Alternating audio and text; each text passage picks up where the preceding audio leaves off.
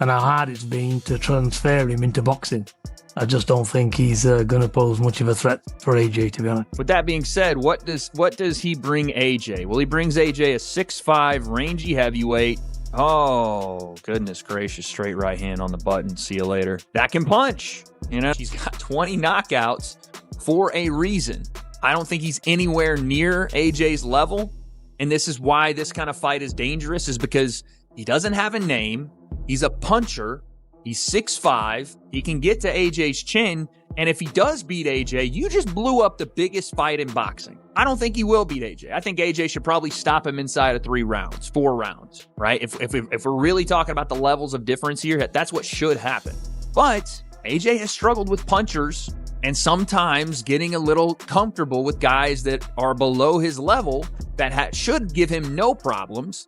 He's with a new team now. How does the Usyk style work for AJ? Maybe it's just me being a nervous Nelly. As anticipation continues to build for the showdown between Anthony Joshua and Kristian Prenga, boxing experts remain divided on how competitive the fight could be. While Joshua enters the contest as a clear favorite due to his experience, achievements, and proven record against elite opposition, some analysts believe Prenga's size, power, and fearless attitude could make him a dangerous opponent. The biggest question heading into the fight is whether Prenga can rise to the occasion on the biggest stage of his career, or whether Joshua's world-class experience will prove too much to overcome. With his background, and I know what it is working with kickboxers, and we've got an elite level kickboxer, and how hard it's been to transfer him into boxing. I just don't think he's going to pose much of a threat for AJ, to be honest. And he's going to want to work out, though, Peter. He's not going to want to sort of knock the bloke out in the first round. I mean, he probably does want to get a few rounds under his belt, doesn't he? I think he'll have a look at him. I think he'll get behind his boxing. He'll have a look. But unfortunately, you know, I think he'll present his chin a little bit too quick.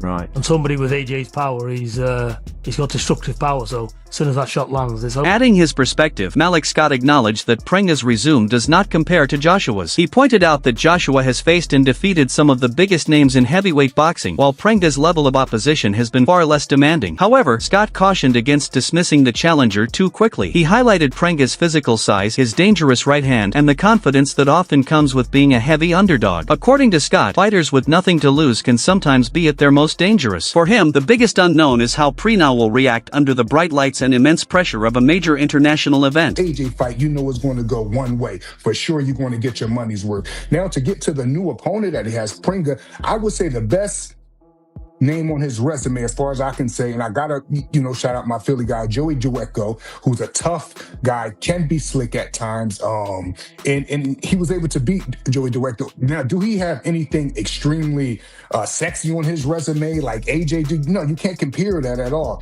But like Max said, what you can do is compare. We have a big man that knows how to throw a right hand, and guess what, Max? He has nothing to lose. And if this moment don't get to him, because he's never been on a stage like this, we could talk about techniques and what's his advantages, but the real thing is how is he going to react to this stage? AJ has been here so many times, and in this case, AJ has a bigger fish to fry, meaning Fury. So we're going to see how Prenga handle it, but he's a big guy with a good right hand. He has nothing to lose, and we've seen funnier things happening in heavyweight. Former world champion Tim Bradley expects Joshua to produce another dominant performance. Bradley pointed to Joshua's previous outing, where he remained patient, followed the game plan, and eventually secured an impressive finish. He believes Joshua will approach this fight with the same discipline and professionalism. In Bradley's view, Joshua's superior technique, experience, and athleticism should allow him to control the action before eventually finding an opportunity to end the fight in emphatic fashion. Man, I thought AJ was gonna fall into when he fought against Jake Paul, and he didn't. He came in, he wiped that man out.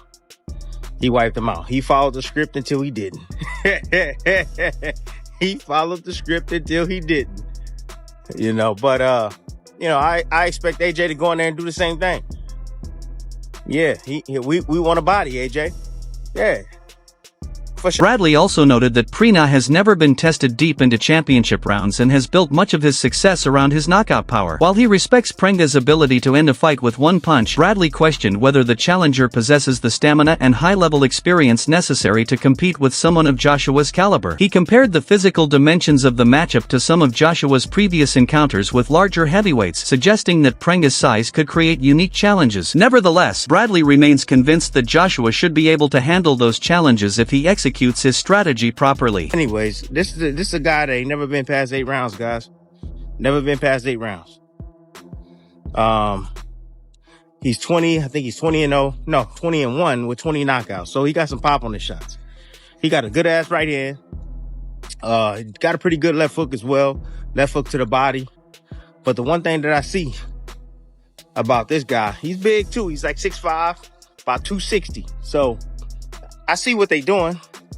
Anthony Joshua, Eddie Hearns, they trying to get a guy that's similar in height and, reach and everything of Tyson Fury. I see what they doing. But I feel like Anthony Joshua didn't need a tune-up. Continuing his analysis, Bradley stressed the importance of discipline. He warned Joshua not to become reckless in pursuit of an early knockout and specifically mentioned the danger of Prenga's right hand. According to Bradley, Joshua's greatest advantage is his ring IQ and ability to adapt during a fight. As long as he remains patient, avoids unnecessary risks, and gradually breaks down his opponent, Bradley believes Joshua's superior skill set will eventually shine through. Got a good right hand. All you gotta do is take it to him. This guy right here, he's tough, but he's soft at the same time. He's tough, but he's soft at the same time. So, like, if you start to put the pressure on him, he ain't never been at that level, and you start hitting him hard, and you bag him in the corner, he gonna tuck up in that high guard, that dummy defense, and he just gonna take it. That's it. Oh, he gonna try to come back, but again, you got too much experience, AJ. You got too much understanding of boxing, bro. Don't get reckless, because he does got pop. But just take it to him, bro, and it should be easy.